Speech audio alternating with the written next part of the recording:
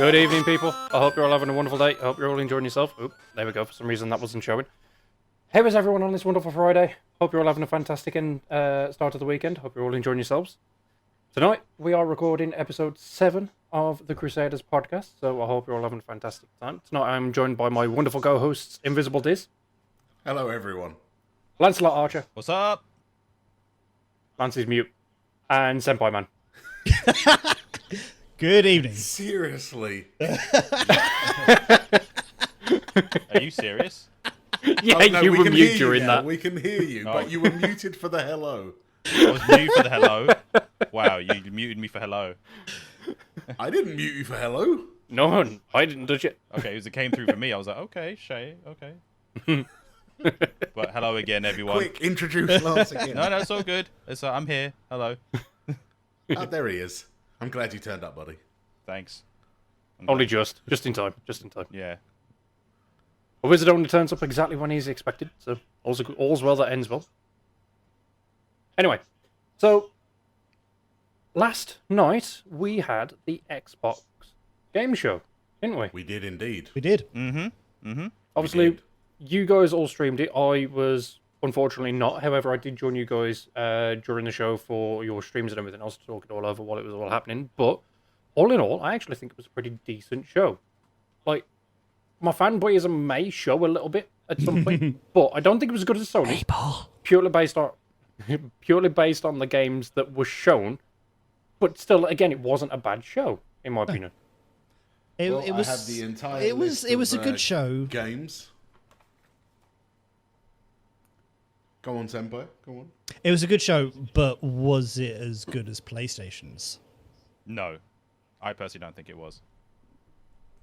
I think PlayStation had a lot more bombs to drop in their show. Like, there was a lot of unsuspected games that were shown during their show, whereas obviously there was quite a few things that were full unexpected. Like Halo was definitely going to be shown during the Xbox show. Mm-hmm. Fable had been Kind of leaked. rumored to no end. Not leaked, yeah. Rumored was probably rumored with high anticipation of it turning up. Or something of Fable to be in that showcase last night. I think personally, overall, obviously we're going to talk about bits, bit by bit as they As we were go, announced. yeah. But overall, I kind of think Xbox did enough because don't forget, guys, in terms of say a movie trailer, it's like you have your teasers before you have your full length trailer, then before the R-rated trailer, then before the, this is actually going to be the release date with the price. These games are going to be out on launch, blah, blah, blah. Like, everything takes... As you explained when we did the PS5 reveal podcast, you have your ups and your downs, and your ups and your downs it was a lot similar to that. It's classic TV. Like, you need to bring an audience up with something, and then you need to show them something straight away, which might be good to a certain amount of audience, but it's not going to please the masses. That's essentially you're down. Like, sorry for those developers. And then obviously you then go straight onto another big release where it will please the masses again. So, it's all a roller coaster with these things. Okay, so here's my reason why I think the Xbox didn't do as well as the PlayStation, because with Xbox, obviously we all kind of knew what the console looked like, right? We already had expectations of, we already knew the games were the only real thing that we're going to see what would drive people towards buying the console. Whether it be exclusives or whether they were doing their with the Windows release and the Xbox Pass and so forth. PlayStation, when they did theirs, they were like, here's all these games for the PlayStation 5, and everyone was like, what does it look like? No one knew what it looked like. All we had was what looked like was the controller, the PS5 controller, and that was all we really saw. And then obviously once they showed off the reveal of the console, people went nuts. Like I went nuts, Tex went nuts. We were like, yeah, that's good. The internet went ablaze. The memes were everywhere. Everyone was like, I'm buying my new modem in November, so it's all good. But with Xbox, all they really showed was games that people were already anticipating coming out.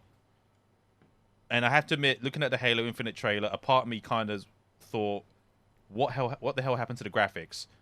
What is this story? Because I do not remember what the hell happened that led into this. Because as far as I remembered was Halo 5 ended with him facing off against the Forerunners, but it went into the scene where they were taking his armor off like he was going to get like a new set of armor. And so for what you know, obviously you don't see his face fully anyway. Someone might correct me in that in the comments or whatever, but you know, please give us a heads up on that. And then the rest of the games were like, okay, these are what we would expect. Like Forza was expected on there. That's no big surprise. There's always going to be a Forza game on the Xbox.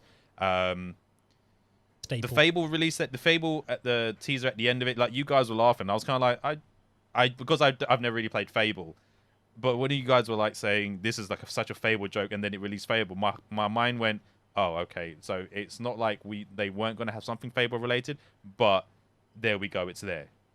And to be fair, this is how much it didn't have an impression on me. It was the fact that half the games in there I've actually forgotten already. We only saw it last night, and I've actually forgotten half the releases. Yeah, it's okay. Diz has got a list. Yeah. Luckily, I have a list, and I couldn't find or be bothered to find a new piece of paper, so I'm using that from an old podcast. I'm so lazy when it comes to finding paper. Wow. But Lance, the first game that you were talking about just then, before the Fable, was Halo. So they obviously kicked off the conference the best way Xbox possibly could. They're not going to end on a Halo. Everyone knew it was coming. Yep. So why not kick off their first gameplay conference with what could essentially be their biggest game? Yeah, probably one of their biggest franchises. Will it be the best game? Probably not. Will it be the biggest selling? Probably. It's a big series. It is, but it's a huge series. I think it's dependent on like after what people will see. Like once they do more footage, there's the multiplayer thing that's coming soon. I know they said they're going to do multiplayer release or footage of it soon and talk about it. Then maybe we'll see something. Like when you see scripted CG stuff like what they did there, it's kind of like, okay, that looks nice and all, but it's scripted. But then another point is that just looking at it graphically, I don't know what it was about it graphically that made me go, why do I feel like it's gone back a generation in graphic design? Like it feels like it wasn't as clean or as nice as it looked before in comparison to 5 anyway. But maybe that was just me. Maybe I was expecting something different for Halo 6 or Halo Infinite. I've not played Halo since 3, and to me, this looks incredible. Even if it is if it's just rendered in engine, that's fine. But just watching that at the start of the thing, even though my stream was buffering for me, it looked phenomenal. It looked so detailed. But again, my only comparison is between Halo ODST and Halo 3. 3, yeah. Yeah, no, but I mean, for me, graphics-wise, I can definitely see where people are coming from, and a lot of people have been questioning over the internet as to whether that was actually running on an Xbox Series X or whether it was running on an Xbox One, because obviously it's coming out on both consoles, or whether it was running on PC because it's also going to be coming out for that. And what it was confirmed is it was running on a PC that was as closely spec'd to an Xbox Series X as possible. So essentially, it looked like they downgraded it in a weird way. Yeah, I mean, to me, if you want that to look as good as you can, you either get it on the dev kit, where it's running as smooth as possible, or you get it on as high a spec PC as you can and show how good it's going to look at its absolute best. And they, to me, did neither. I agree with a lot of people on the internet. It looked like what it would be on a standard Xbox One. But what it wasn't was the cinematic. No, that's good. That's At least, true. yes, Yeah. that is true. The beginning bit, there was obviously the intro cinematic, which is fine. It's Halo. I expect that. But actually going into the combat and stuff, I was fine with. Yeah. And then we had, King Kong having his little monologue at the end, and I was like, this is awesome. Thanos, man. Because I looked and thought, I if- don't know who this is as a villain, but welcome. If we remember from the PS5 conference, I would say probably 75% of that, if not more, was just cinematic. Exactly, Of course, yeah. Now, obviously, again, I know, like, back to what I said earlier, it's about teasers. It's about, giving people a little taste rather than the whole meal, because the whole meal comes when the console's out. But right, going back to Halo, what did everyone think of the grapple hook? Oh, I thought that was hilarious.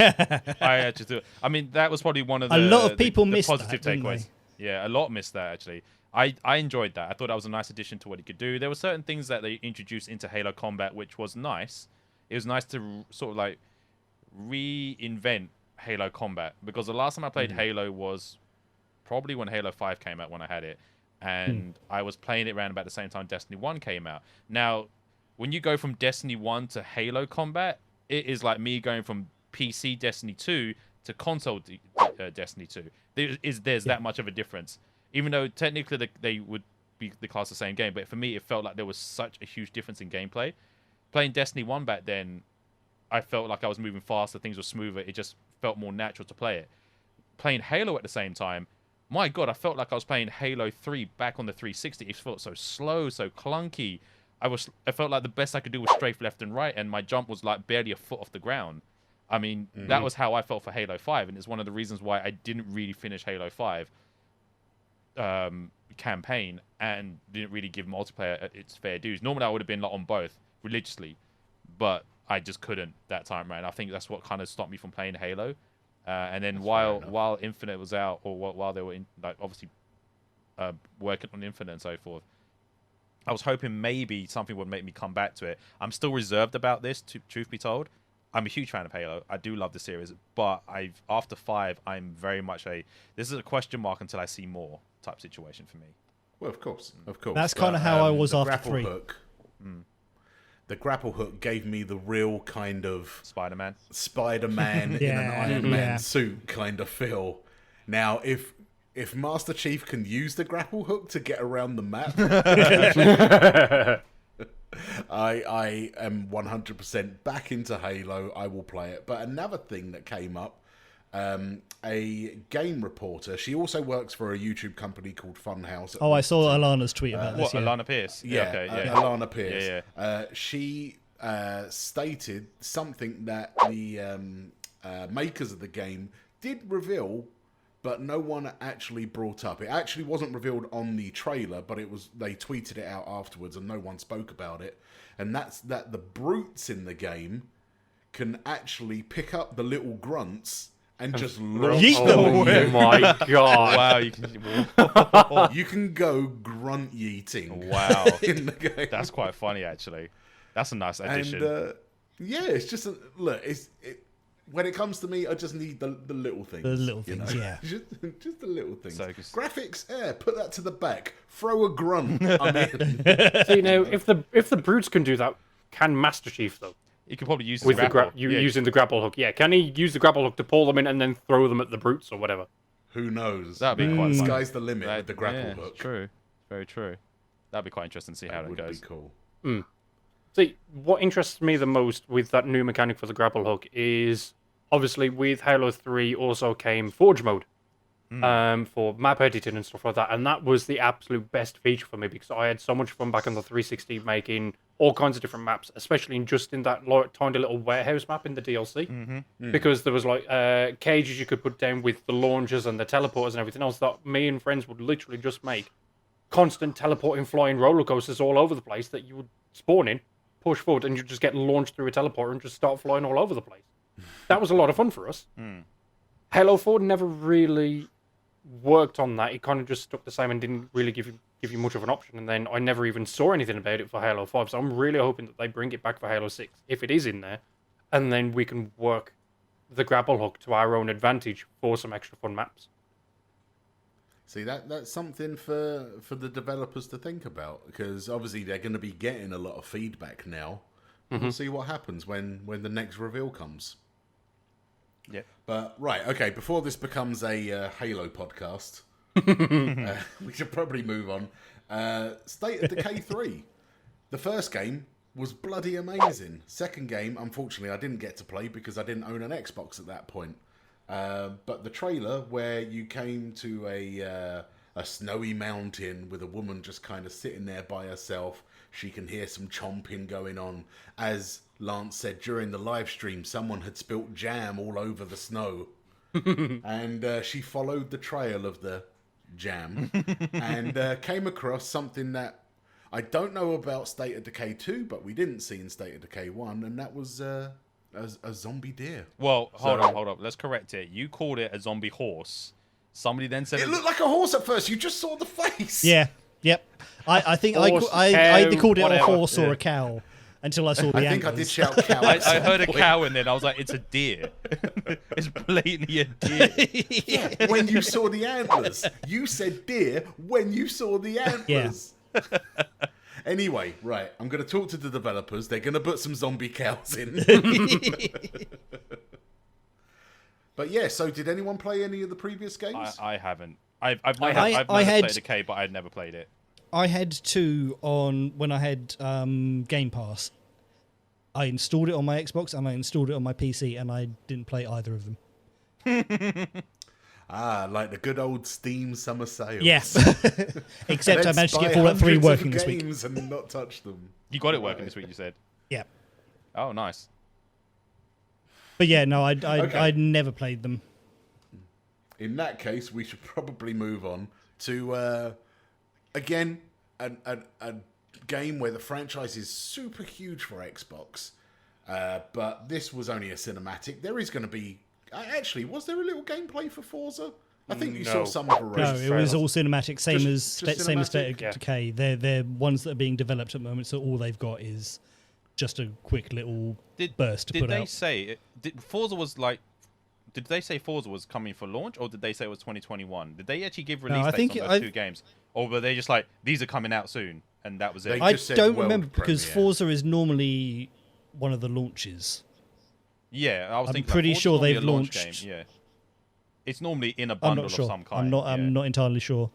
Yeah, but no, because it just dawned on me, like, there was only 1 or maybe 2 games from last night's showcase where they actually kind of gave a time frame or a period or a quarter, I should say, of when to kind of expect something. And I just couldn't remember if something like Forza State of Decay actually noted an actual like time frame. So I was like, did they say it and I missed it? Something in the back of my mind is saying that State of Decay was 2021. I think Forza was holiday 2020. Yeah. I've got a feeling that we're both 2021, but we can double check anyway in a bit. I mean, I can double check now if you guys want me to. Yeah. Double make sure. No, that's fine. We'll get through it, and then obviously we can fact check a little bit later. Yeah, definitely. Coming up next was a game by the name of Everwild. It kind of just, again, it was another cinematic, but it gave you a really nice vibe. Is that the wizard one? The one with the wizards in the trees? It looked like mages in a forest with like animals all kind of walking around, and you saw like big happy colours and magic in the air. Not really much was revealed. I don't really know what to say about that until we see more. Yeah, same. I was looking at it, and a part of me was like Dauntless 2, and it kind of gave a Dauntless feel to me. But I was like, okay, that's fine. It looks nice. I don't know much than the fact it just looks nice, but other than that, it's okay. You know, wait to see more and then making a judgment on that. But yeah. But quickly going back to Forza, did any of you guys play any previous ones? I can't remember which one. I think it was my better half does. Text can probably answer. What was the one on the Xbox 360, dude? He can't answer. Senpai, do you know which one was on the 360? There was a couple. It was the first Horizon, wasn't it? Yeah, you had the first Horizon, but you also had a couple of Forza Motorsport. I think there was like 3 Forza Motorsport, which was the kind of sim racing ones. Yeah, and you also had Forza Horizon. I think I dabbled on Horizon was the one I played. Only reason I played it was quite literally was working at Blockbuster. One of the things we could do was that we could test games. So I borrowed it to test it and played about an hour or so. And I was like, it was fun, but it was one of those games where I really wasn't... It wasn't one that I was like, oh, I'm passionate to play. I respect it. I enjoyed what I played of it, but it wasn't gripping enough for me to be like, this is a thing where it's going to make me stay with the franchise and buy this game and so forth. But yeah, because I kind of feel with racing games, if I buy one for that year, I don't need to buy any of the other ones. It's like the FIFAs. Yeah, it's like I've got my fix of racing. Why do I need Gran Turismo? Why do I need this? Why do I need that? But okay, after Everwild was a game that I can't say the name of the title without thinking of a Backstreet Boys song. Oh God, okay. But it was the game by the same developers of Life is Strange. Yes, I didn't realise this while we were streaming. You know, I said it looked very Don't Nod, but it didn't advertise that it was Don't Nod. It is actually them. Yeah. It did right at the very, very, very start. Oh, Yeah, I completely missed that then. Yeah. Yeah. But I just didn't see. I didn't know who it was that was doing Life is Strange. That's why I couldn't answer. I didn't It's know Squeenix who and did Don't it. Nod. Yeah, I didn't know who made the Life is Strange series. I looked at it and thought to myself, this is very Life is Strange-esque. I didn't know it was actually going to be a game for it, or it was just a game inspired by it. But then as soon as you guys were like, oh, it's definitely made by them, and they were like Life is Strange 3, or maybe Senpai was like Last of Us 3, but you know, it was. I think that was the only one that I recognised was Last of Us. Yeah. Yeah, but it looks nice. I've never played any of the Life is Strange stuff, but I've seen Senpai play it. I think I've seen a few other people play it. It looks good. It looks fantastic, but I just wasn't gripped by this one. So, you know. Yeah, the animation was pretty spot on in terms of the similarity to Life is Strange. It looked like your typical teen drama with a twist, which is exactly the route that Life is Strange went down. Yeah. Yep. And I might as well say the title of the song, but Go I'm on. going to try not to sing the Backstreet Boys with it. The game was just called Tell Me Why. There we go. Ain't nothing. No, I'm not doing it. Oh, we've been demonetized. Thanks, Diz. DMCA on its way. Not doing it. But yeah, I mean, that's a game where I could potentially get into it, and I like companies that do these kind of games because they can definitely, if they wanted to, have Chapter 1 ready for launch day. Yeah. Isn't Chapter 1 ready I for think launch Chapter anyway? 1's coming out soon. Oh, wait. Isn't August. it out on the X? Yeah, it's August, yeah. There Yeah, we yeah. go. It's out before the console even releases. Yep. You know, so obviously you could play it on the previous Xbox. And this is where I think quite a lot of game companies are going to slowly, not AAA title games, but a lot of smaller companies are going to slowly move towards because... Episodic. Yeah, like with PC, you have early access. So why not with console have episodic? Like you can do, you know, one episode that lasts 2 hours and then release that, say, 10 times. And over the course of a year, you have a whole game released. You know, and I like that kind of format. Yeah. I think it works. I think my issue with that would be, like, obviously, say, for example, with these guys that are making no, there was another one that is by a brand new company. But either way, like with games like that, if you release episode 1 and then you release like another 9 episodes to bring it up to like 10 or whatever, obviously you will see over the course of time that the speed that you can make it does improve, but also the quality that you can make it also really improves as well. And what I have an issue with there is that you will, by the end of it, you would have such a disparity between the quality of episode 1 and episode 10 that anybody that goes to play it all in one will see the differences, and it might irk them or put them off the game at the same time because it's not. They could see the growth of the game. They could, but if they're seeing the worst of it straight away, only to end up trying to see the better later on, then that doesn't bode well for me, at least, if that makes sense. Yeah, at least in that long of a series, anyway. For me, I think you're better off doing like 3 episodes. They are those sort of series as or well. something close to that. Yeah. I get that, but for me personally, if this game was to be out on both Xbox or PC, I think it was announced for PC as well, not 100% sure. But if I do get the Xbox console, I think this would be a buy for me. Okay. Because Life is Strange was a great game. That's fair enough. First one, Is yes. has a Life is Strange always been exclusive to like Xbox and PC? Nope, No, I it's first out played it on on the- PlayStation.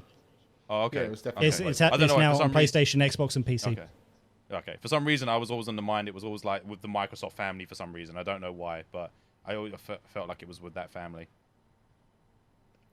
I think for these kind of game companies, it would probably take a lot of money to make it exclusive because they're not massive companies. No. Like, they're big companies, but they're not massive. So the sales they're going to be losing on a PlayStation, they would have to definitely make up for that money through Microsoft. Yeah. Saying that though, Don't Nod, all of their games have always been published by Squeenix. So it's quite strange to think of that as in they can't have a console exclusive, but they also don't have the backing for it, if that makes sense. Yeah, I get you. I get you. The exclusivity. Well, obviously, if they're being published by Square Enix, then they're independent developers and they can publish to wherever. So, Yeah. And some companies prefer to publish to everywhere rather than just one, because obviously then they're limited in their number of sales. So. Good point. Good point. But right after that, we were shown a little bit of something we've already seen because the game's already out. It was Ori Will of the Wisp. But don't worry, guys. It's now coming in 120 FPS. Oh, my PC creamed Buy the itself. game again. Yeah. It's a beautiful looking game though. To be fair, it's what was the first one? It was Ori and the Blind Forest, and then it was Ori and the something else. Ori and the Wisp. Will of the Wisp. That was Yeah. it. Yeah. So Which is the one that they're essentially just moving over to the new console, but they're With their updating upgrade. graphics. Ever so slightly remastered. yeah, I mean it's a beautiful looking game. If they do them as a bundle at some point, I'll just have to track it down and see if I can get it on PC. Yeah, Ori's one that I've never played myself either. Same. I don't normally do platformers. But as I mentioned to you guys during the streams yesterday, the biggest issue for me with them updating the game to 120 FPS is the fact that obviously you've got a console that 99.9% of people are going to have on a TV. 99.9% of those TVs that people are going to have the console on are only limited to 60 FPS. The only time you're ever going to see any higher is like the NVIDIA BFG displays and stuff. They're not gonna have TVs that can display 120 hertz or any higher than that because there's no TVs that do, because there's no channels that do. So what's the point in having a console that can display 4K 120 FPS when there's no TVs that are going to do it? No, very true. Very true. It's pointless, in my opinion. I get what you're saying.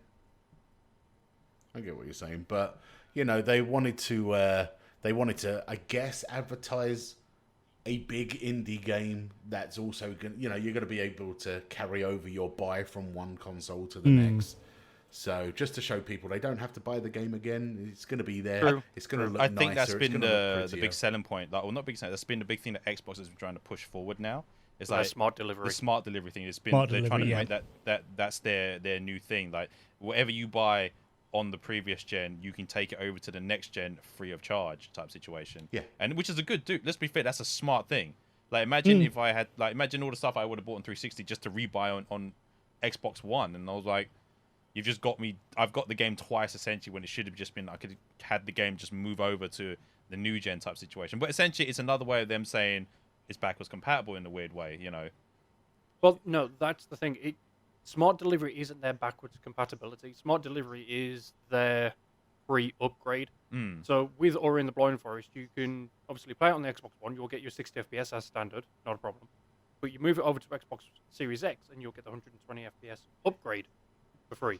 Yeah. That's their smart delivery, because obviously you don't have to buy the game again, but you're getting the upgrade as well for the next gen. Okay, so it's a reverse right.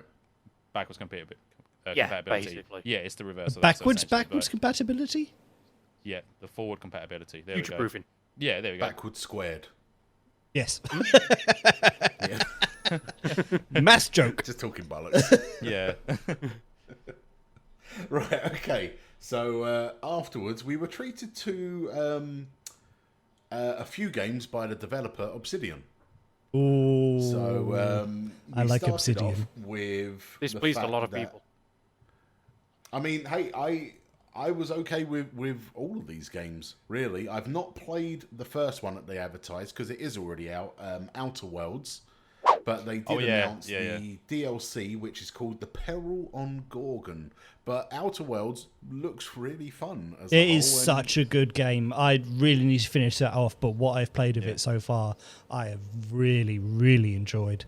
Yeah, I remember when it came out because I was watching Senpai play it on his streams, and it was fun to watch. But I think as I was watching Senpai play, I think he got hit with more like technical issues as it rolled on. Because every time we would stream it, something would happen which would cause him to either having to stop the game because it would mess up his stream, or at some point the game itself just didn't want to work properly for him. So there was always something. No. the game did.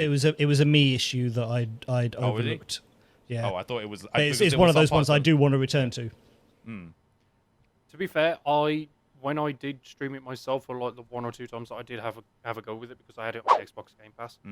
I did enjoy it. It was really, really fun. But as Senpai had as well, I had issues streaming it. Like I would have it in full screen and get like 20 FPS, but go into windowed and I'd be getting 60 FPS.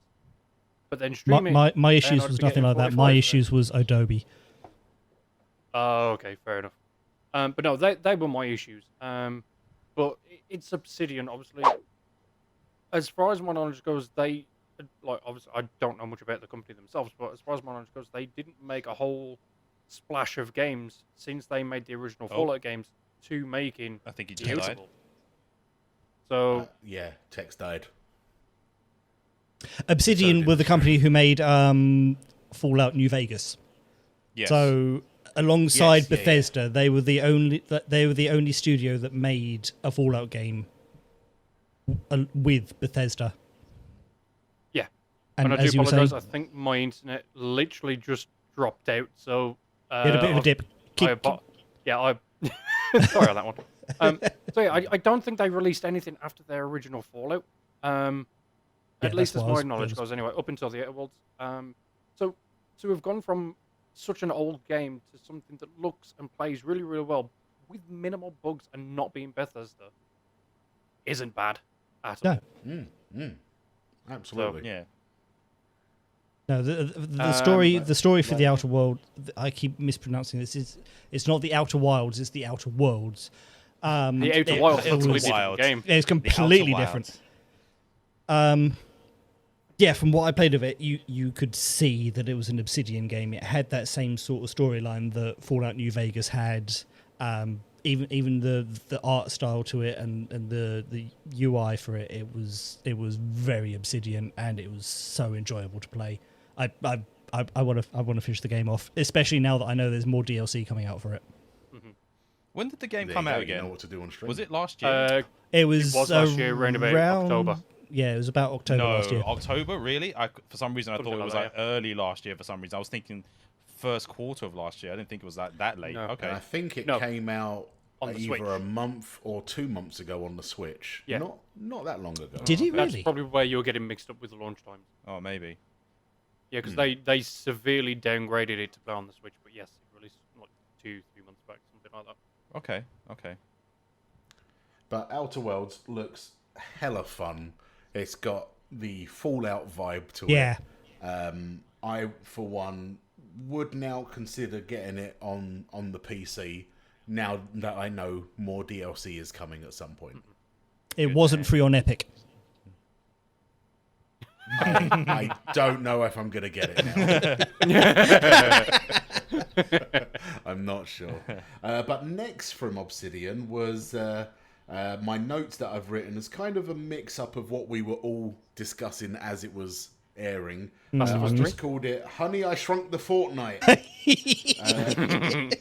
And there's a game called and then it was ... bugs everywhere. It was a game called Grounded. Wow. Where it just looks like one of those. It could be Xbox's version of something like Splatoon or something. It is. It's Splatoon meets Honey, I Shrunk the Kids 1, 2, and the audience mixed with Fortnite and the audience. Yeah. It just looked crazy. It looked colourful. There was just a lot of things happening to the point where I probably would play this at some point. See, it was a bit of an assault on the senses.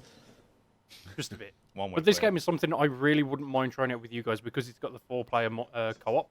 Yeah. I imagine that us four could have a lot of fun with that game, just messing around with everyone. I mean, I could practice cranking my 90s, sure. I mean, if it is anything like Fortnite, I've got to start working on my building Yeah, strategy. you do. I build too slow, man. I think things through. I draw plans. I need to know where the door's going, where the window is. But it looked fun, and I don't know how they're going to implement the whole giant bug element into the game. Like, can you interact with them? Can they mess you up mid-game? You eat them like bug snacks. Or eat them like bug snacks. Bug snacks. Who knows?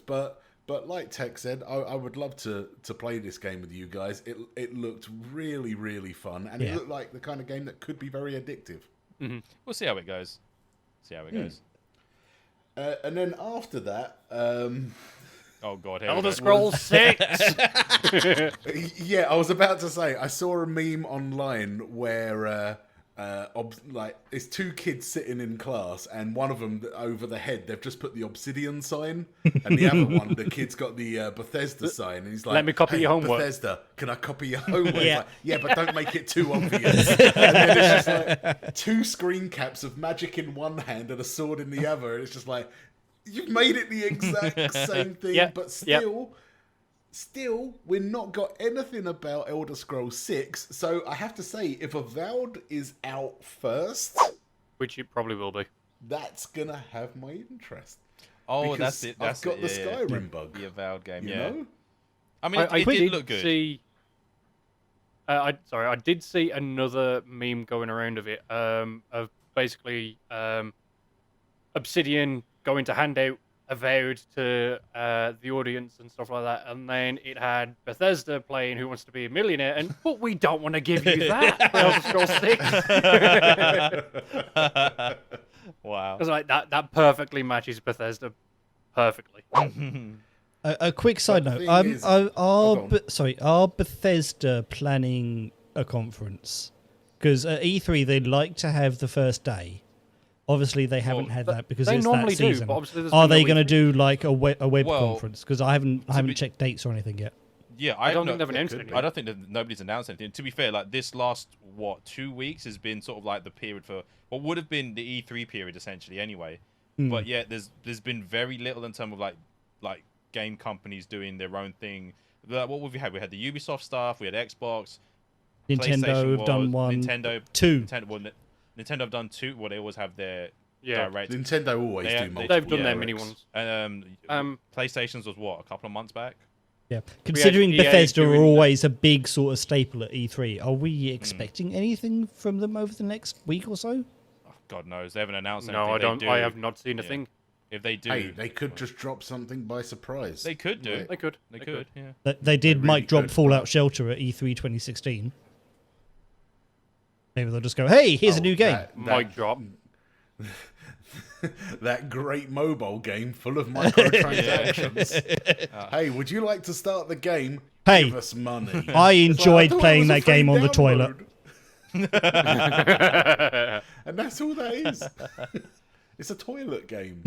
That's like me playing Word with Friends. It's a shit game. It's a shit game. Nice. Also, I knew you were on the toilet when we were playing that. What, Word with Friends? Yeah. Oh, this is where I do my best thinking. It's like when I squeeze, I have the epiphany. Oh, wow. You have to Epiphany! reach the moment that you're about to pass out through holding your breath and squeezing. It's not an epiphany, it's a shitany. Oh, my God. Oh, my God. What was the next game?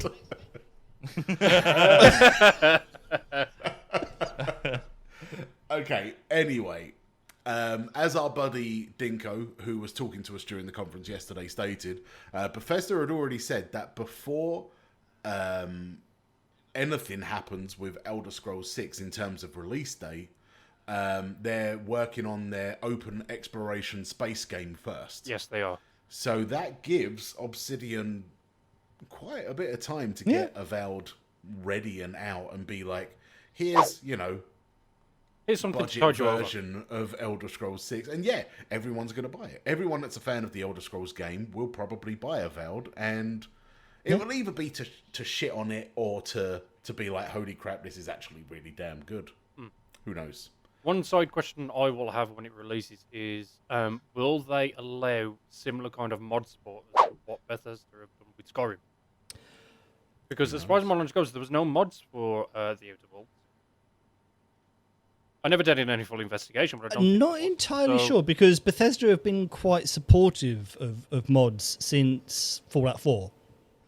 Yeah, because it's mods. They introduced they made a whole thing about it. Then they allowed modding.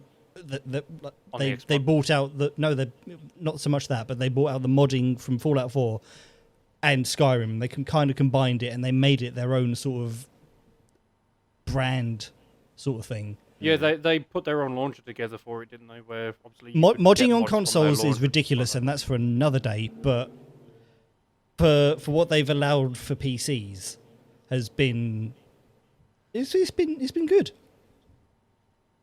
I think companies are getting more lenient with it. Like, for instance, Rockstar with GTA, they only state don't do it with the online version of the game. Well, they completely block it on the online, mode. don't they?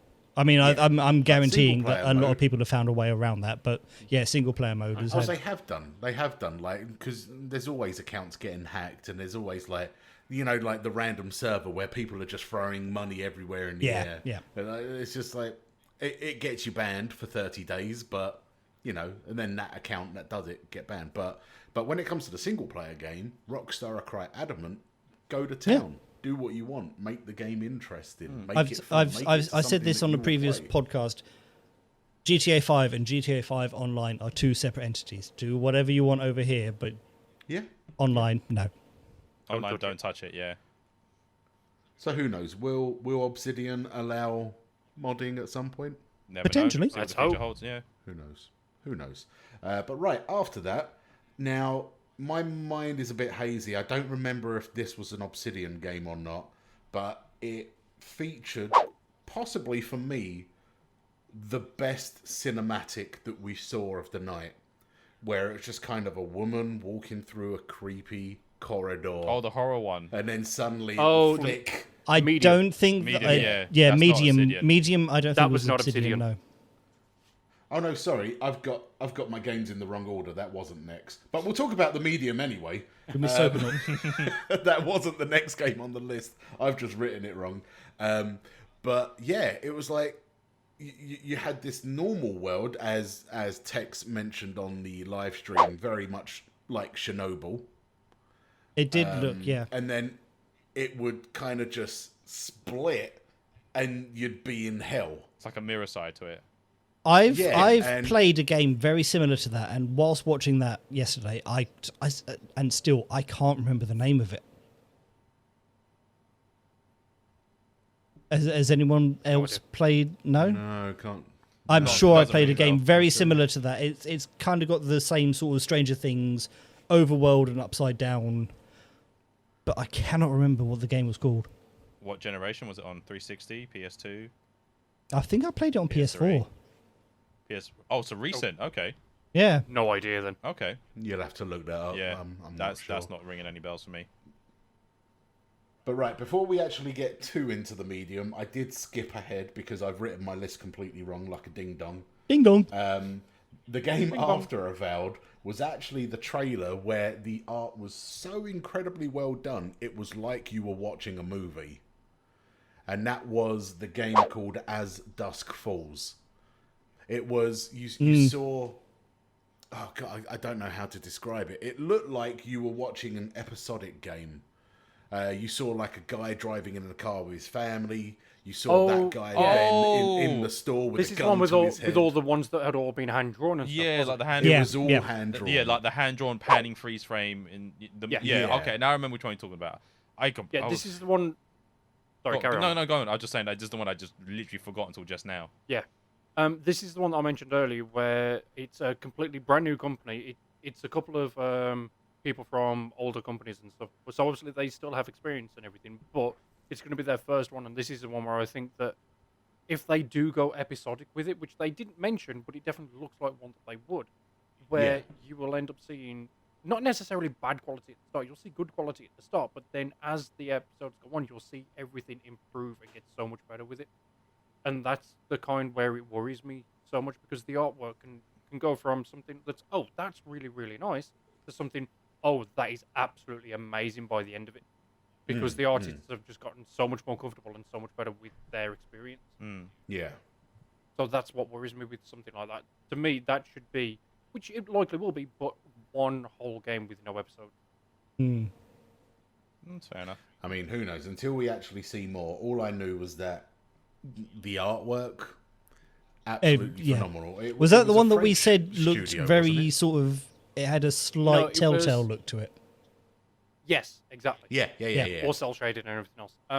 It wasn't a French studio. They are based in the UK, but it was a French lead producer.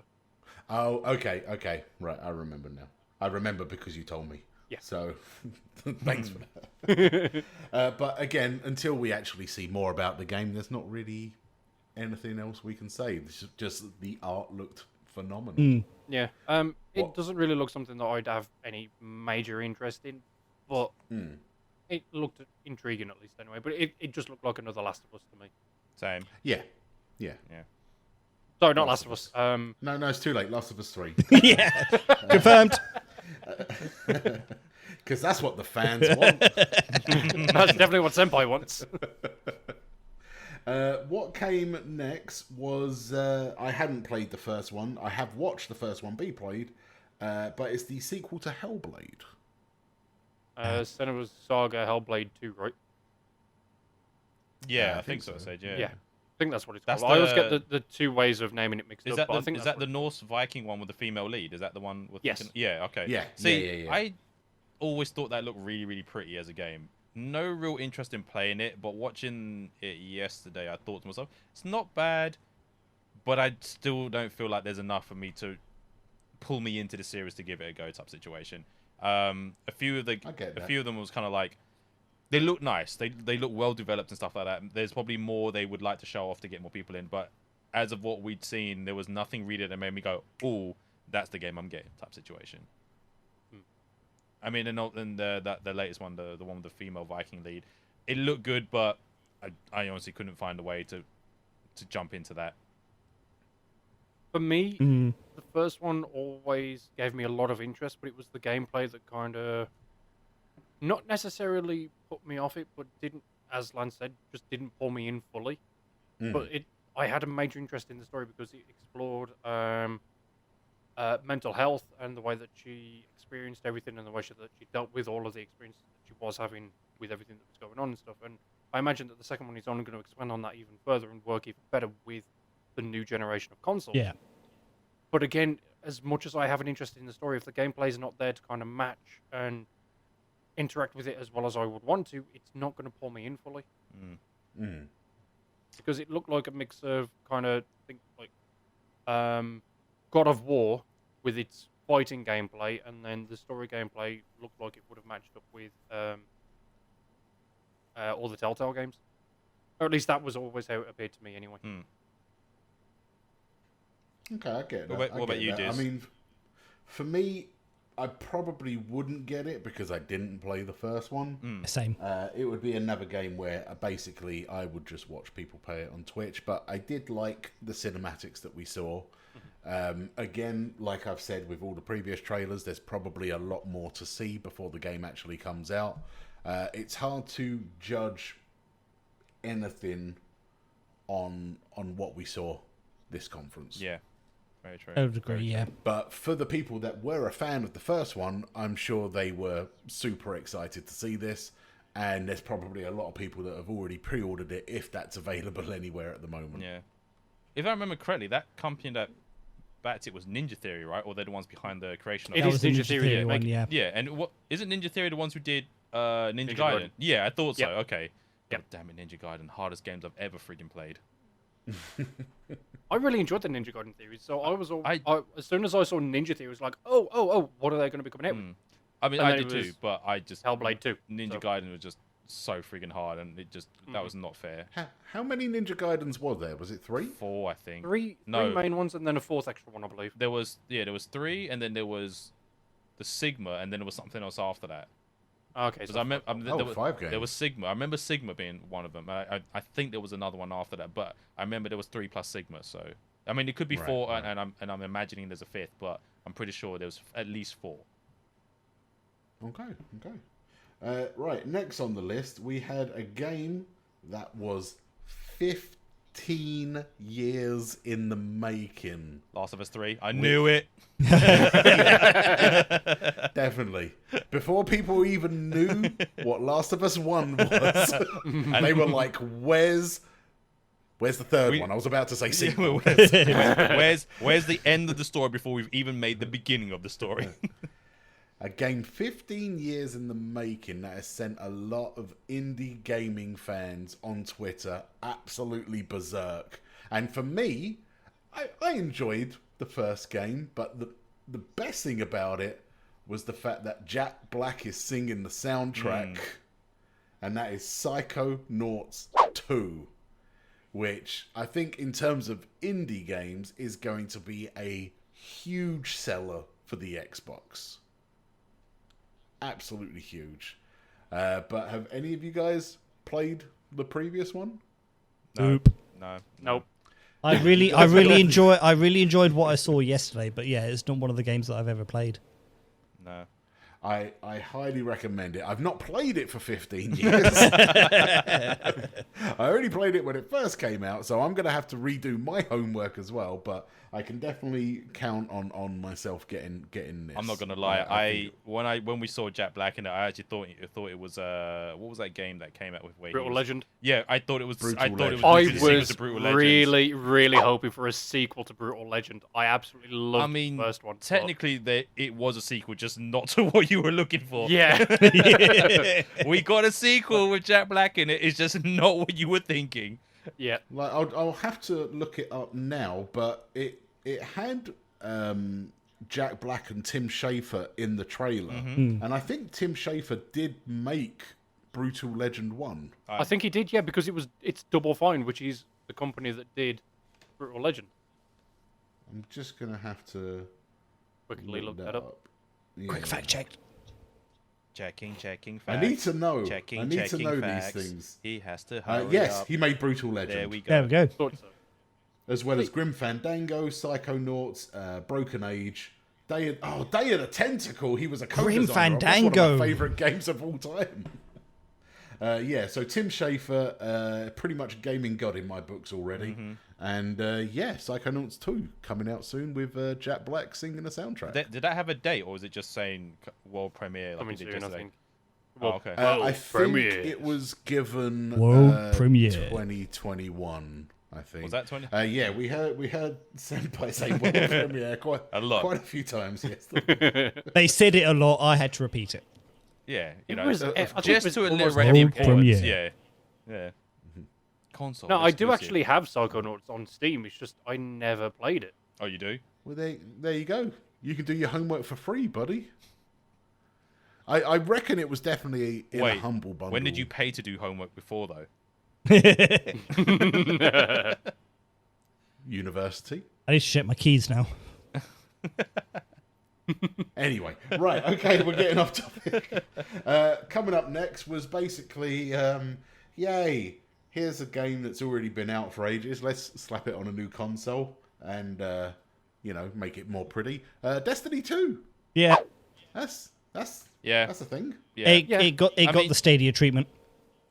It did. I mean, the thing with this was, yes, last week they announced that Destiny 2 had been moved from a September launch date to a November launch date, which I'm not going to lie, I'm not happy with the fact it's in the November window, but I'm happy about the fact they've given it more time because they need to do more work in it. Understandably so, with the way things have been going on throughout the year. A lot of companies have had to drastically move everything around because of how things are right now. I'm looking forward to it. I'm not hyped for it, but the footage they showed, I think it was like a minute 20 or something of what they showed was brand new footage. It hadn't been shown before anywhere else. Oh, there you go. That's it good. looked nice. I like what they're doing, but essentially what they showed was the new power that I was gonna say Titans, the new power Guardians are getting. So previously in Destiny, everyone was working with the light. Now, from November, we're going to be using the darkness as a new ability with new skills and so forth, which I'm looking forward to because it's something new and it's one of the things where it kind of needed a shake up right now. You cut out for me there, dude. I have no sorry. idea Force you and just what? said. Force and Sith. Yeah. Oh. Yeah. Oh, I heard horse. Yeah, I'm not going to Horse as well. I was like, horse? I really Cart. wanted to know Which what one? came alongside a horse. Horse. But especially going back to State of during Decay, Bungie's split from horse and Activision, cow. it's been one of those It's things. the same thing. Dead horse? Dead cow. It's a deer. No. It's a cow. Sorry, say that again, Senpai. So, Bungie splitting from Activision last year, coming into now, going out on their own. it's one of the things that I know that they've wanted to really do, and I know that one of the things that has really put them back has been this pandemic, which is why it's now coming out in November. Yeah. There were so many games out in November. I was so happy when they were like, "Oh, we're dropping it September." Tis the season, my man. Tis the season. Yep, exactly. And then the Cyberpunk were like, "Oh, you know what? You have September. It's all good. We'll go to November." And I'm like, "Yes! I can now play the game and not have to worry about trying to fit 2 games into one week." And then they drop it 10 days before Cyberpunk, and I was like, "I'm done. Flip the table. I'm done. I'm out." I'm like, "How am I supposed to?" Like, quite literally, everyone who I played Destiny 2 and like my raid team and so forth, they were kind of like, "We're gonna try and be raid ready for that when it drops in week 1." I'm like, "Sweet, I can do it." Cyberpunk's literally after that. I'm like, brain melt. I couldn't do anything. I was like, I don't know what to do. So you will find the time. I know what you're like. I probably will find if the time. If it means less sleep and more gaming, you will find the time. Quite possibly, but at the same time, it's like, why? I mean, from a financial standpoint, this isn't good for Bungie at all. Because with what games are coming out in November, this essentially is not going to go well for them. No, it won't. Like, you've got potentially probably the biggest game of the year out in November. You've got Valhalla out in November. There's like a few others. I forgot what else is out in November. Legions is out in October as well. Legion's in October. The potential Call of Duty might be out as well, which obviously is going to still rake in money no matter when it's out. There are so many AAA titles hitting that month. Like Bungie Beyond Light dropping in then it's financially a bad decision, but I can understand why they have to do it. They can't delay it. They can't hold it off till say like December or the next year, but then it messes up their timeline for what they've got planned content wise from what they announced they were doing anyway. But yeah, I mean that Destiny little 1 minute 20 segment was nice. I thought it was good. It's good that they were actually showing it on Xbox instead of being like, oh, exclusive to PlayStation like it was before and so forth. But it was good. That's the way that they've gone now, though, isn't it? They're not exclusive. They're releasing everything at the same point. If it pleased you as a Destiny fan, I'm sure it pleased all the other Destiny fans as well. Yes, it really did. We can only hope. Yeah. Well, the Destiny community is one thing, but that's a whole other topic. Yeah. That should never be discussed on a podcast. No. Why not? Oh, that's definitely something. Because it's like discussing Conservatives and Labour. Yeah, it's toxic. Okay, maybe not. Yeah.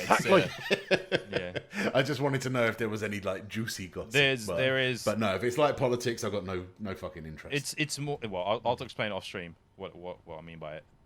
Okay. It's definitely not something you want to bring onto. We don't want to get downvoted. Destiny 2. Yeah. No. We probably will anyway, but that's Tech's fault. Coming next is the first time we saw. Yeah, that was a joke, by the way. Deeply offended. That was the first time it was taken by shock. Look, it was a joke. Wink. Don't actually say wink. It was the first time before a trailer that we saw them say console launch exclusive instead of the normal, world exclusive. And that was Stalker 2, which I've got to be honest, don't really remember much about the trailer. Not gonna lie, because I don't remember the first one. Yeah, I don't. As far as my knowledge goes, they only showed that Stalker 2 was being made. That it was just a title, wasn't it? I don't think they showed anything else. I remember the title. I'm pretty sure there was some footage, maybe. I don't know. This is how much that game had an impact on me. I just remember there was a title. I remember being very confused, thinking I don't remember Stalker 1. Yeah, same with you. It's clearly a game that I didn't play. I've never heard of. Yeah, because it released originally back in 2007. On the Xbox 360? PC. On PC. Okay. I think so, yeah. Okay. This would explain why I've not heard of it. And so again, like the Psychonauts route, if the Stalker game does have a following, then 13 years later they're finally getting a sequel. That could spike a lot of interest if there was an audience for that game. It was purely PC. It was on Microsoft Windows, so that was it. It was purely PC. So it never came out on a console at all? No. okay. I'm literally having a look at the Wikipedia page at the moment, and no release to anything else. So that would be why we have zero knowledge of it. back in 2007, I was not playing on PC. I was a console boy. So. I was gonna say something else, but were you born? I was gonna say. Ah. Yes, I was 15. Fuck you guys. Were you that itch in your daddy's pants? God damn. Oh. No, I was not a crab.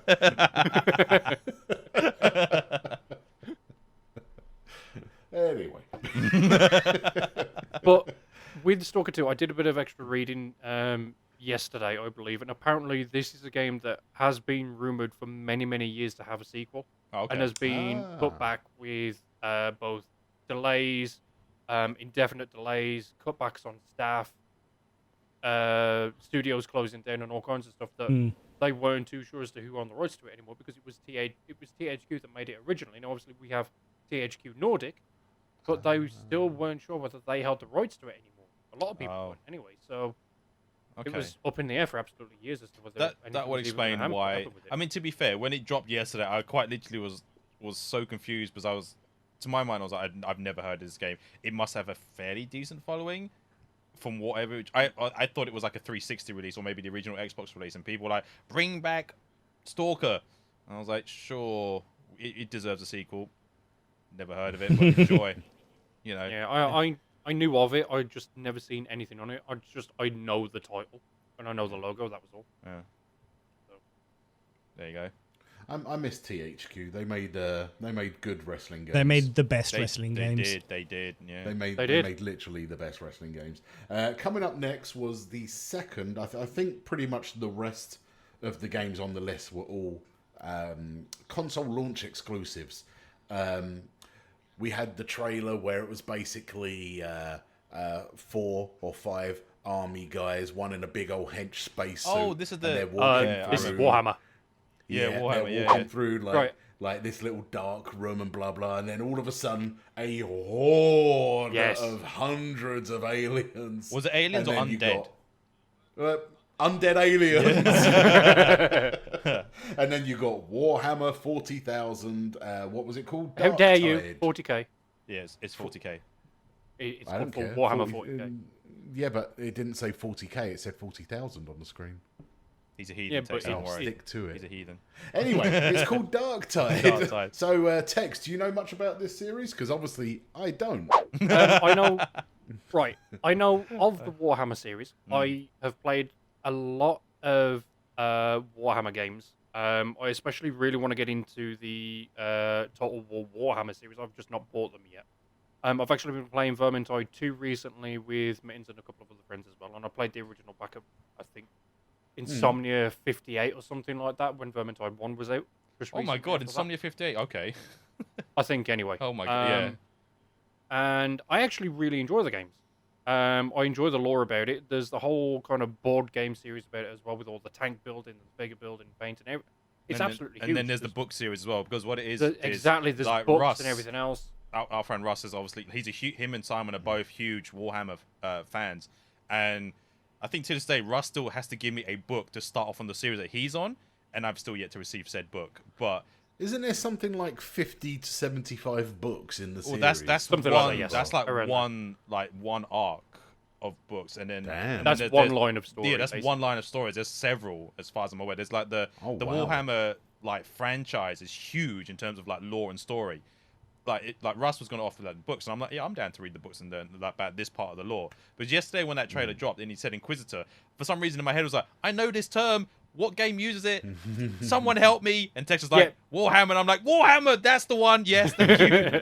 And I heard Inquisitor, but the only reason I figured Warhammer straight away was obviously I saw the spacesuit, but they are very, very cut down to what you normally see in the Warhammer series. Because they're normally like very big and bulky, whereas this dude looked like he was wearing like Under Armour, but armor version. I was like, he's very slim fit, and I was like, this doesn't look like Warhammer. Where's the big chunky dudes from like who make like Marcus from Gears of War look skinny, you know? It was missing the chunky armor, which is why I was slightly like, wait a minute. Yeah, but I think one of the more recent Warhammer games literally was called Warhammer Inquisitor, I believe, and then there was Warhammer Inquisitor, and then I think the more recent one has been Warhammer 40k Mechanicus. But there's been a whole RTS series. There's been action games on it. There's been platformers, as far as my knowledge goes. So it has a immensely broad Huge, range. It's a huge range of games and series and lore and everything else to build upon. And as I say, Warhammer has recently came to the Total War series, which I really, really enjoy anyway for the strategy. So definitely worth a look into if you haven't done already. Just a quick diversion for Warhammer. Like, it's not from this little bit. Have you ever been to a Warhammer shop in Japan, Diz? No, not in Japan. They are. It's weird because here in the UK, it's very hard to find Warhammer unless you specifically look for them. But when I was in Japan, like there were some Warhammer shops that are just in. Like there were some literally. There's like one in every town. Literally one in every town next to a station. When I was in where was I, in Shibuya? There was one in Shibuya, and I literally went with my brother. We had to go searching for it because a friend of ours was like, we need to find him this specific Japan exclusive Warhammer set that can only be got from Japan. Was it Games Workshop still? Yeah, it was Games Workshop still. Yeah.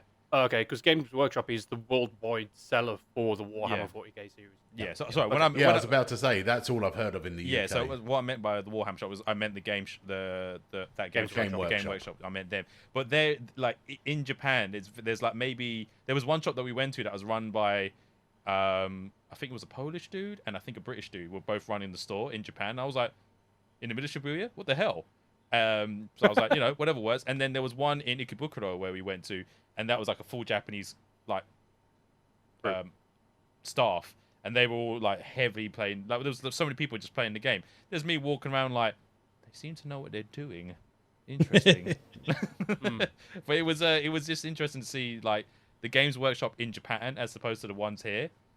But it was just weird that the exclusives that you got were really, really nice though, because I don't know if we do like if the UK does it, but the Game Workshop stuff for like each region was really, really nice, especially when they had them like laid out in design, and it wasn't like they were like limited to like, oh, you can only have like X amount. They had like a lot in Japan. But yeah, that was just a weird side to it. It was just funny going around Japan and seeing a Games Workshop pretty much in every place I went to, whereas in the UK there's like one in central London, I think.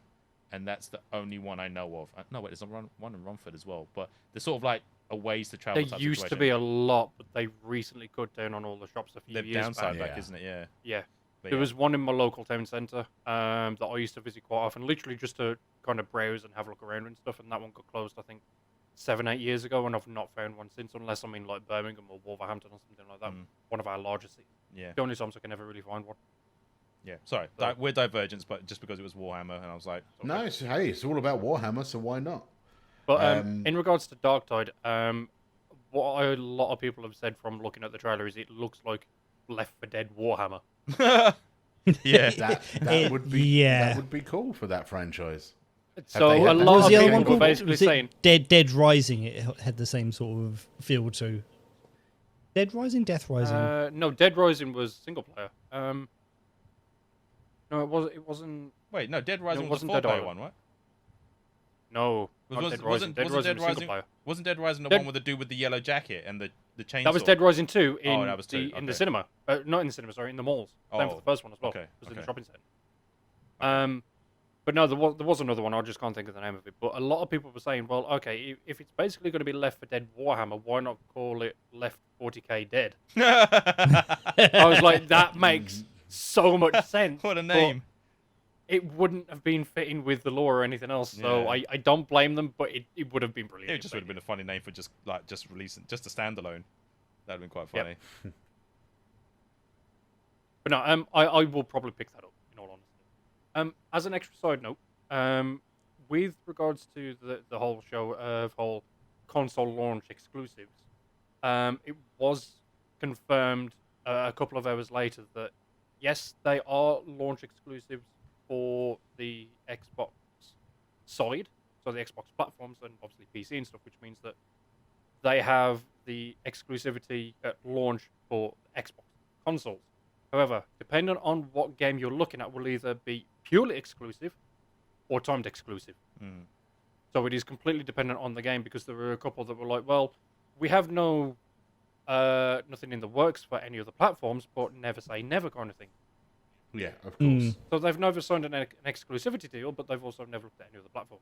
So we never know. We may end up seeing some of those come later on.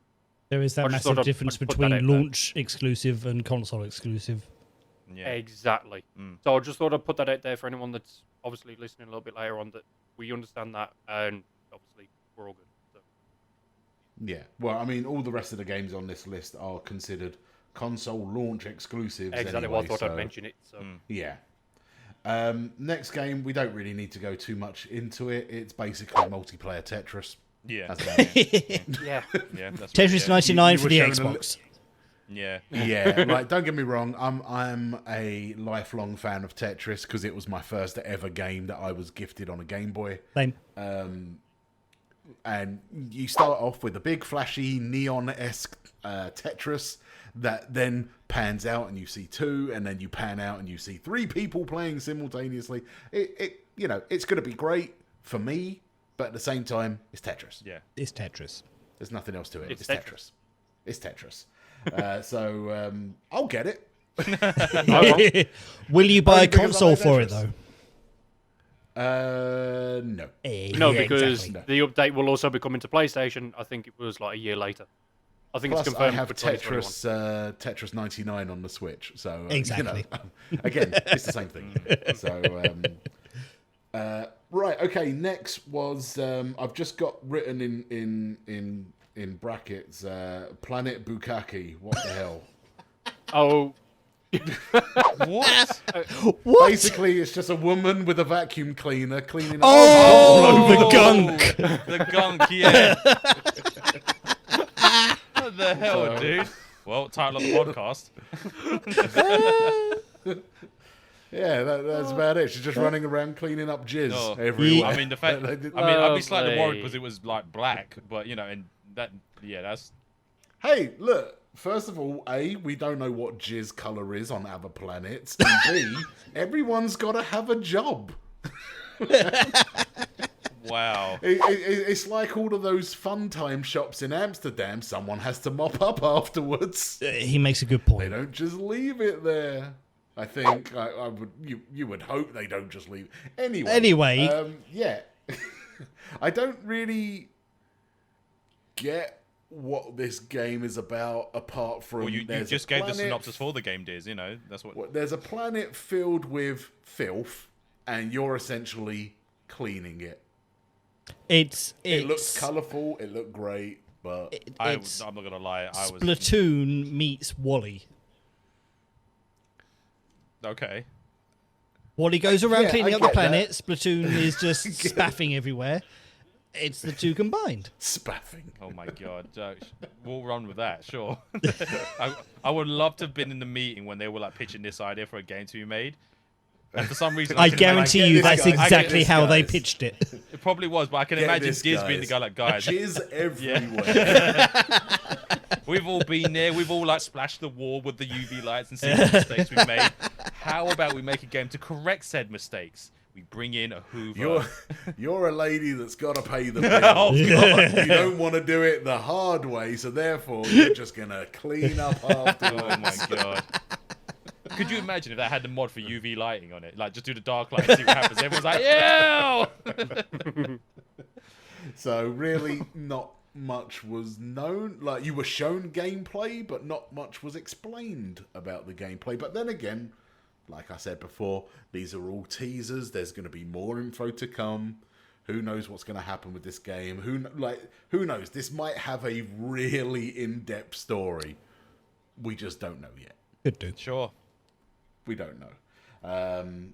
But yes, so next was the game that we very briefly touched on earlier because I wrote my games in the wrong order. But the game called The Medium. Chernobyl meets Hell, kind of crisscrossing in dimensions and universes.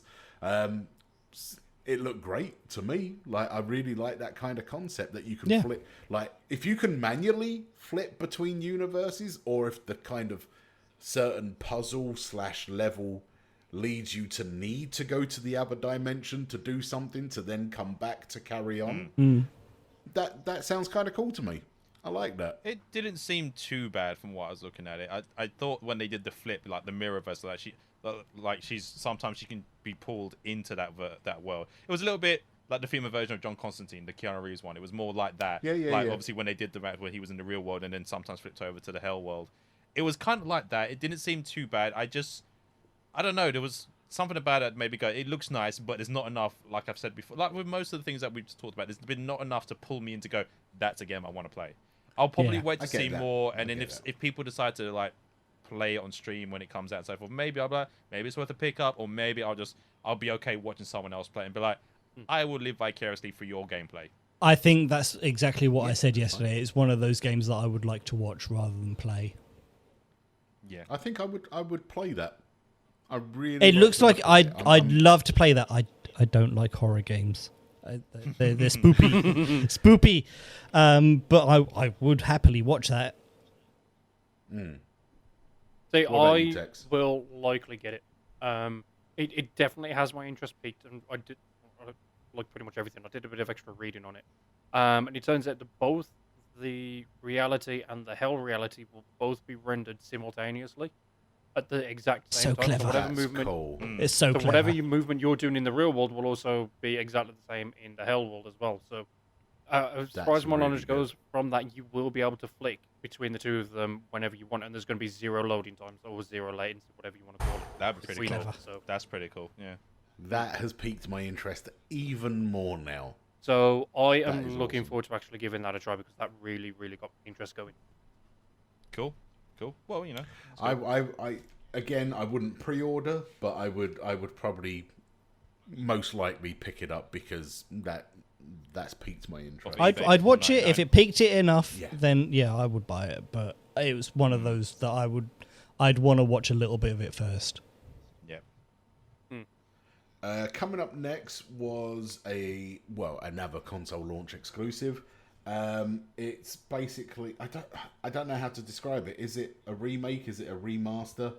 Tech will be able to tell me all of the info because you've actually played this.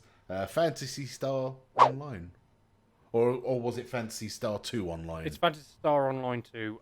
It's actually got a lot of people confused because the gameplay looks radically different to the current Phantasy Star Online 2.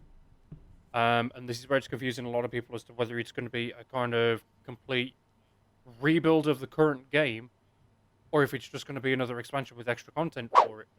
Right. It's got a lot of people confused right now because obviously it's going to be Xbox exclusive because they seem to have done some kind of deal with Sega for it.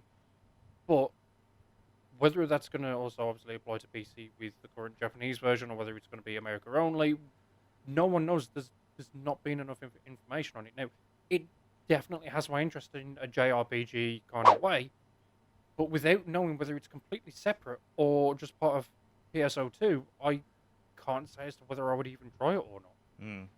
Yeah. There's just too much confusion around it.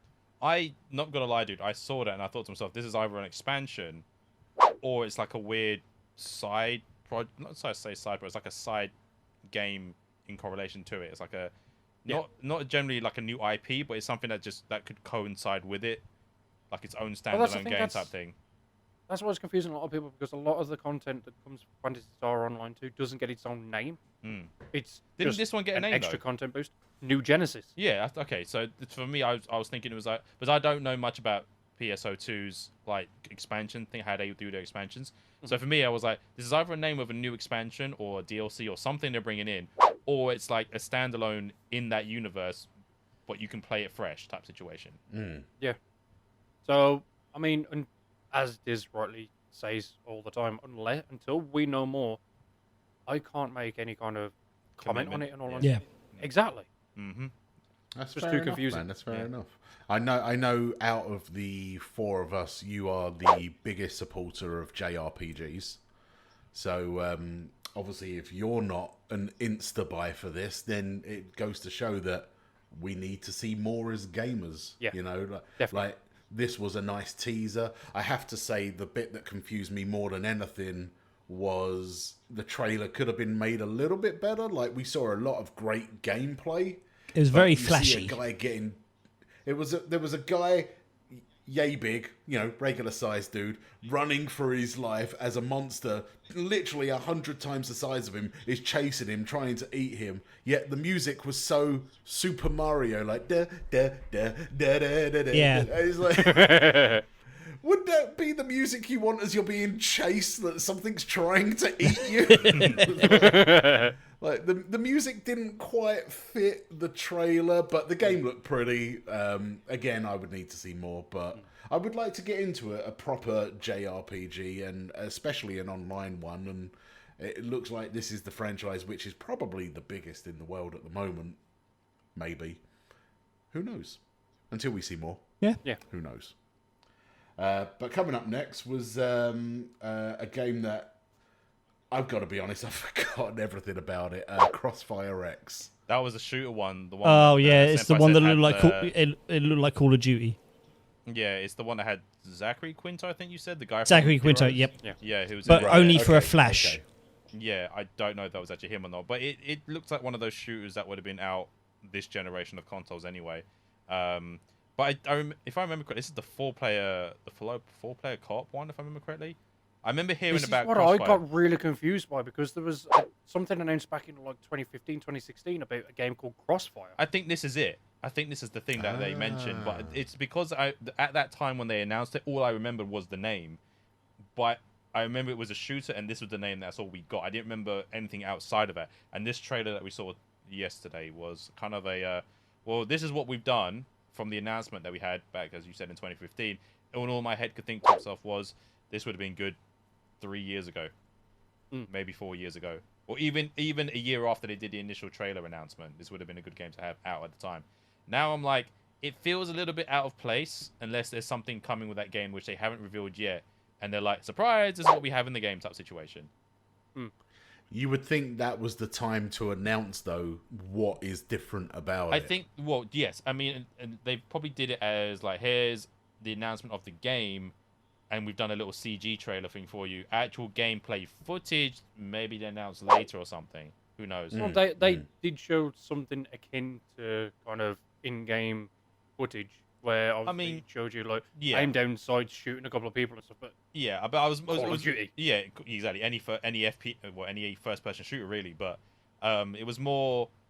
I mean, when I saw that trailer, for me, it was all I saw was everything that was scripted, and I was kind of like, well, it's 90% CG, like 10% scripted, but there was nothing different. That's no different from any other shooter that's out at the moment. That's the thing, though. Well, any militaristic one. It's not actually on his IMDb listing, so I'm now questioning whether or not it was him. Sorry, Zachary Quinto, that is. Yeah, that's fair enough. It looked a hell of a lot like him. Maybe it's just not on his IMDb yet because it was only just announced yesterday and it needs to be confirmed or something. Maybe. Could be. Maybe he's ashamed of it and he deleted it from the page. Who knows? But Lance, like, you've already said that you already know at least what I'm thinking of as Crossfire announced a few years back anyway. Am I thinking correctly where Crossfire was the one where it had something that looked like Overwatch characters, but they were attacking some kind of dam and they had drones and stuff flying around them on a bridge in front of a dam, and they were trying to blow it up? Yeah, I remember there was a dam and that drones. was what Crossfire. Yeah, that was. I mean, potentially what we saw from that was a lot less than what we got from yesterday's showcase. But I remember there being it was like a dam and a load of drones. I don't remember the Overwatch part, but well, not necessarily Overwatch. I know you meant like the similar kind of art style. Okay, I don't remember the art style from that, but I remember that Crossfire thing like from years ago. But all I remember was the title and the drones and a little bit of what their scripted combat was. But yeah, that was all I remember. This coming out like what we saw yesterday was kind of like, oh, there's more. This is what we've got to see. And then I'm pretty sure earlier this week it was either Summit or someone else mentioned it in one of their highlight videos or in their stream, and I saw it in a highlight. And they were talking about Crossfire, and I was like, oh, is this the new thing they're talking about, the co-op thing? And I'm pretty sure I've got the two confused with something else, like what they were talking about and obviously what we saw yesterday. But it could be the same thing. It potentially could be. I didn't really watch the clip with Summit and Shroud talking about this 4-player competitive game, but yeah, we'll have to see how that rolls out. Yeah, definitely. For me, obviously, though, that's not my kind of game, but I could see you guys playing it. You guys? What do you mean, you guys? I'm joking. Well,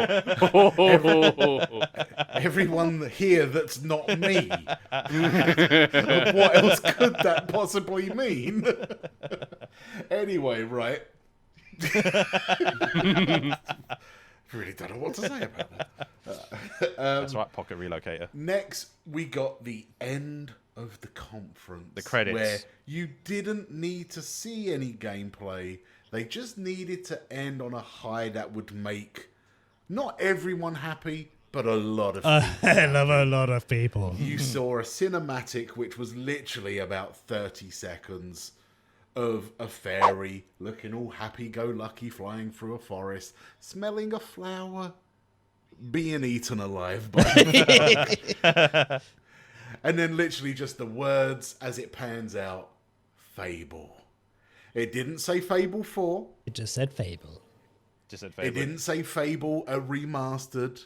It didn't say Fable a new beginning or whatever. It was just Fable. It could just be as though the whole thing's been rebooted. They're forgetting the first 3 happened, even though the first one is one of my favourite games of all time.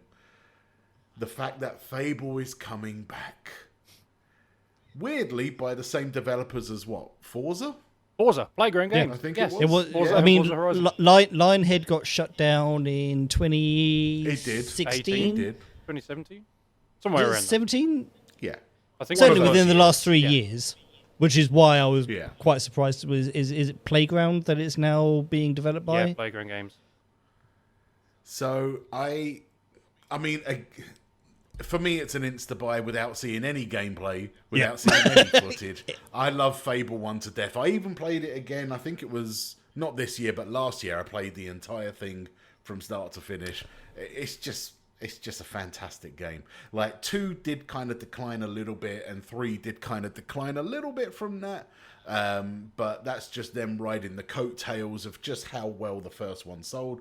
You know, like most companies would do with games. For me, I'm 100% in for this game. It was a great way for them to finish the conference.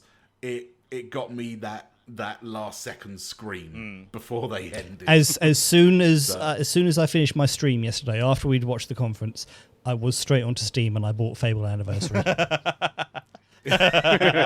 And you need to play the first one again. It's been phenomenal. 10 years since I played the first one. I'm actually really looking forward to that. Wow. Damn. So here's the thing. Like, after obviously when we got to that last video and you guys were like, "It's Fable," I was like, "Oh, that's cool. It's Fable." I've never really played the Fable series. I never really got into it. I understand people enjoyed it a lot, but just seeing that, a part of me thought to myself, "This is either a remake or it's a brand new IP entirely."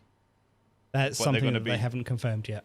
Yeah, it's not something confirmed yet, but those are like in my head the 2 options it potentially could be. Because, like Diz said, it wasn't a sequel in the true sense. But there was no like Fabled 4 or whatever the next iteration would be of it. It wasn't saying like Fabled remastered coming to a console exclusive near you type thing. But all I could think to myself was it's either they're redoing 1 in a remastered fashion or it's literally a brand new IP. But they're just, I think it'll be Either brand. way, I think it's gonna be a it was a complete mic drop for the fanboys. yeah, It doesn't matter what it is, a new one, a remake, a quadrilogy. It's a new Fable game. Yeah, it just essentially confirmed that they were like, "There's the Fable game. What's happening? Toads eating fairies for like 20 hours." And there were, It was- if you looked on the Fable hashtag last night, there were a lot of fairy groups who weren't happy about that. Oh wow!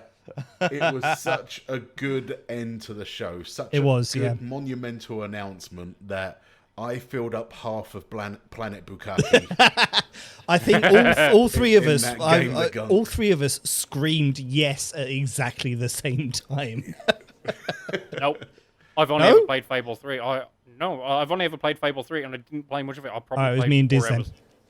We only played what I consider to be the worst of them then. Like, it wasn't terrible, but it was the worst of what there was. And I've I never played highly any. suggest I highly suggest giving the first one a go. There you go. Highly. But right, that was it for the conference. And I think it ended on a high note. And I can't wait to see more from all of these games, really. I mean, So Tex, well, after you've paid off your Oculus Quest, how many of these are you buying? All of them.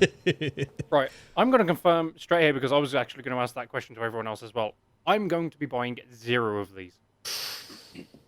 And I'm going to purely say for this Who is earns? the reason, because I think apart from one game of the entire show, everything else is coming to PC. There is zero point. I see your slight caveat that you slid in there. I get your point. But I thought your reason was going to be all your money's gone towards the PS5 already. And that as well, but yes. So the next paycheck, you'll then start on the Xbox. No. There are no games that I will be immediately saying out of the bat, this is what I'm going to buy. Halo is a question mark for me, just because I just want to see where it leads to. But in terms of like full-on committed purchases, there wasn't one that took my fancy. Not one. But you guys, I think it was Tex that brought this up yesterday during the stream of the conference. You brought up the fact that as long as you have a powerful enough PC, it's already been confirmed that every single game here will be on Game Pass. Mm-hmm. Yes. Windows so PC, as long as you have a good enough PC, do you really need an Xbox? The console? No, I don't. No, unless you're a console fan and you don't actually want a gaming PC, which I still understand that as well. Not everyone is a PC gamer. I understand that as well. But the thing is, though, with the way, like, let's look at it in terms of like a console versus PC currently right now. You can build a PC just as much as it costs you to buy that new console. A fairly decent one as well. Like, you can make them at a reasonable price. I think the only reason why people still buy console is just because it's convenient. It's just easier to use. That's really it. It's something you can plug into your living room TV. Exactly. It's just quite like Senpai and Tex just alliterated. It's quite literally plug and play. Don't get me wrong. I understand that. I'm not opposed to it. Like there are times when I'm just going to sit down and just play my PS4 because it's just convenient. You know, I still do a fair amount of PC gaming now, more than I have done in the last few years than prior to my consoling days. But I can still see the side to both. But for this particular instance, there is no reason for me to pick up an Xbox One X, the new Xbox. Can't remember what it's called. That's fair Series enough. X. Series X. I have no reason to pick one up. Apparently, it's not actually called Series X. It's just called Xbox. We've all been naming it the wrong thing. Really? No, apparently we're calling it the wrong thing. Apparently, it's just going to be Xbox, not the Xbox, not the. So now, like Fable, we don't know if it's a remaster, if it's a reboot. After they announced it at the Game Awards last year, the most recent Game Awards, apparently it's just like not so much a code name, but it's a work in progress name, but it's actually going to be called Xbox.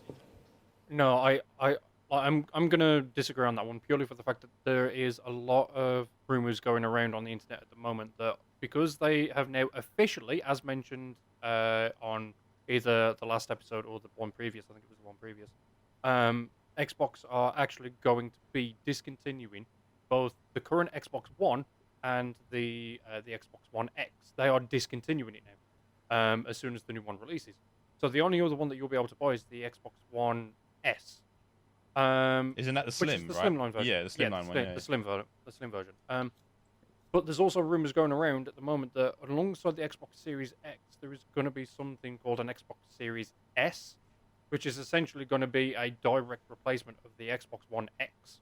Okay. But for a cheaper price than the Series X. Oh, yeah, we spoke about this last time. It's the one that's the slightly weaker one, right? Yeah. Exactly. It's basically going to be the Series X, but ever so slightly weaker, so it's going to be basically on par with a One X. So they're all going to start looking like the friggin' Xbox Tower is what they're going to look like in the future. Yeah, essentially. Yeah. So I don't think that they're just going to call it an Xbox. I only think they're going to stick with like a Series X and then a Series S or something like that. So at least in my opinion. Yeah. I think that's basically Xbox's plan. Like, slowly make the console look like a tower. A PC. A tower. The controller's going to slowly get bigger to look like a keyboard. Man. And then it's going to be the Series PC. It's going to be funny because that keyboard is going to have the biggest X, Y, A, and B's in there with pause and start. Yeah. And humans are going to evolve to have really long thumbs. They're going to WASD is going to be literally one of them control pads you move with the palm of your hand like this. Yeah, Xbox Penguin is now confirmed as having haptics and. But yeah, what about you, Diz and Senpai? Like, was there anything from what we saw last night? I mean, I know Fable is probably like a must for you two, but what about everything else that you saw? Is it enough for you to convince? If I got back into Halo, potentially. Yeah. Okay. But other than that, the only game that really sort of shouted at me was Fable, because I love Fable. Yeah. Enough for you to buy a console, though? No. Okay. No, he's getting it on PC. He's getting it on PC. I mean, come on. I was going to say he's probably going to get on PC, yeah. But Alex and I are still kind of weighing up the options of whether or not because he's a PlayStation boy, I'm an Xbox and PlayStation boy. So it depends on which one we get. Yeah, that's fair enough. Who wins the argument, basically? You might as well play on the PC, then. I might as well play it on PC. You have your... Exactly. You have your PS5. You have your PC. You have the best of all three. Everything. Yeah, you've won. Yeah. Exactly. Yeah. What's the point? Exactly.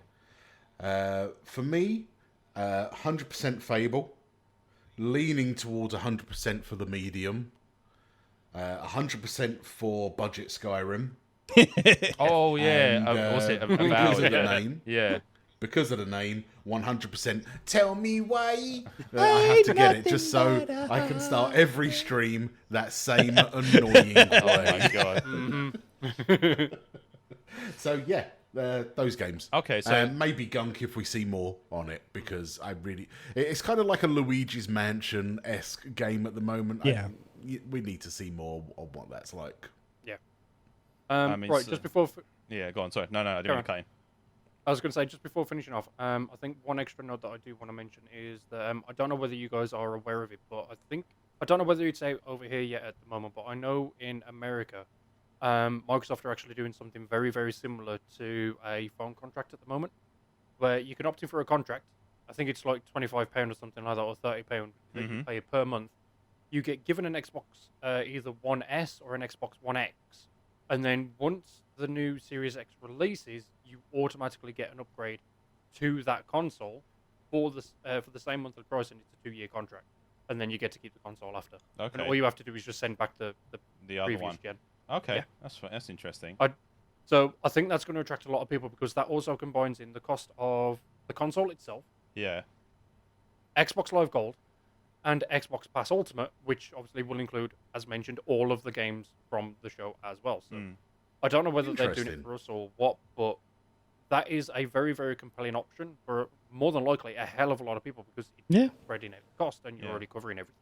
Yeah, that's cool. And I did see one thing on Twitter yesterday that may have said as to why some people would buy the new console, and that is because you've got your friends on there. Now, the way that I see it is that more than likely, any game that is going to be available and has multiplayer for both Xbox One X and PC will have cross-platform. Yeah. I can see that intergenerational. So that argument is null and void, in my opinion. Because you can have a PC for all of your single-player games, and then any multiplayer games will more than likely, I'm 90% sure, going to be cross-platform. So that also makes it null and void. It's just like, why would you buy the console other than it just being cheaper rather than getting a PC? When you get more options, because you then get the Epic Store, Steam, you play directly, EA Origin, all that. You get absolutely everything, whereas you end up slightly more limited with the console. Good for thought for everyone. No, it's a fair point. It's a very fair point. I mean, the way things are going, it wouldn't be surprising if it is the trend going forward with most games and with cross-platform and so forth. But yeah, also, before we quickly end, I just want to bring up something that happened while we were recording. This is a quick diverge from the whole Xbox thing. This is something that happened with PlayStation. If you have PlayStation Plus right now, PlayStation Plus, I don't know for everyone, but I just got an email from PlayStation Plus where they've just credited my account £10 because I've been with them for so long. Yeah, I literally looked on the app to confirm it was legit. It came through the app. Yeah, because it's their 10-year anniversary. It's their 10-year anniversary. They gave me just £10 credit on my Wow. account. And I was like, I'm going to go check that. yeah. I hope I also get that, because I think Judgment is on sale for $9.99. I want to get that, actually. Fiend, I'm supposed to finish playing that for me. But obviously, it is breaking, but is that for existing PS Plus? I don't know. Because I haven't got had it, one it for just like said- 6 months. I mean, I've not had it yet, so we'll see. I literally got it because I've got the app on my phone and it just popped up. I thought it was someone sending me an invite to join for something or whatnot, and I looked and I was like, "You just gave me £10 credit," and I was like, Ooh. Interesting. I've got Well, a PS Plus account. There's a question though. Did you join up with PlayStation Plus from the start Yes. or not? Yeah. Yeah, Okay, yeah. that might be why then. I think it might be anyone that's actually just been there from the start because I joined it after they gave it away for, I think it was for 2 months free after the PS3 got hacked. Oh yeah. Yeah, I remember that. Holy crap. And they gave it away for 2 months for free. Yeah. So I joined up with that, saw that the games that they were giving away for free, and then carried it on after that, and I've had it ever since. You might get it. So Just check to see Yeah. if you've got it. I mean, I got it just because they were like, it just popped up. I don't know what the requirements were to have it, but it just popped up saying they've accredited my account £10 or euros, whatever your currency is in your region and so forth. But I got Either way, that's still not a bad thing at all. It's not. No, not at all. But talking to PlayStation Plus, actually, secondary side now, going back over to Xbox. Did you guys see the news? I think it was either this week or sometime last week. I think that Xbox have actually stopped sales of their Xbox Live subscription Yes, I heard this. of 12 months. 12 months is gone, but for some reason, is it 3 and the 6 is still available? Or 3 is and it the 1 6 and is still 3? available, Yeah. but the 12-month option has disappeared. It's gone. I saw that and I was like, wait a minute, I only buy mine a year in advance anyway. I don't want to be sitting there spending every 3 months to get it because it's more expensive. Exactly. So this is where it's confusing me and was actually sending the rumor machine into overdrive thinking that they were just going to completely drop the cost for Xbox Live and make the multiplayer side free again. Wait, no, wasn't there something saying that was going to be tied in with the Game Pass though? Like the 12 months was supposed to, the rumor was it's tied in with their Xbox Game Pass Ultimate anyway. the 1 year thing? Well, no, but you pay for Xbox Game Pass Ultimate, you get Xbox Live with it anyway. That might be what they're doing then. They might be trying to delete. They might try to remove the separate 12 months Xbox Live to make and just people have PayPal P for their Ultimate. buy the Ultimate, which is what exactly? How much is the Ultimate?